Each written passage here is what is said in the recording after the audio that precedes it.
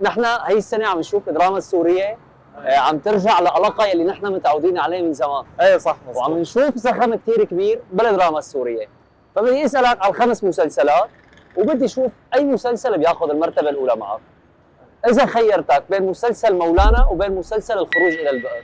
طبعا مولانا تيم حسن يعني مولانا. ايه اكيد. طيب اذا خيرتك بين مسلسل مولانا وبين مسلسل مطبخ المدينه. كمان تيم حسن مولانا. يعني ايه. طيب رح صعب عليك. مطبخ المدينه حسيته شوي كوميدي على كوميديا، اما مولانا بيحكي عن قصه ثانيه يعني. طيب رح صعب عليك. اذا خيرتك بين مسلسل مولانا او مسلسل انا وهي. مولانا. مولانا. طيب اذا خيرتك بين مسلسل مولانا وبين مسلسل بنت النعمان يلي بيرجع محمد اوسو بعد غياب طويل للدراما السوريه. والله انا برايي من جهتي انا كثير بحب الممثل تيم حسن وبتابع له اعماله يعني، فمولانا هو التوب انا لقيته يعني لحد هلا. خلاص يعني نحن بنثبت على مولانا. بنثبت على مولانا يعني. ماشي، شكرا كثير. الله يعطيك الف عافيه. الله يعافيك.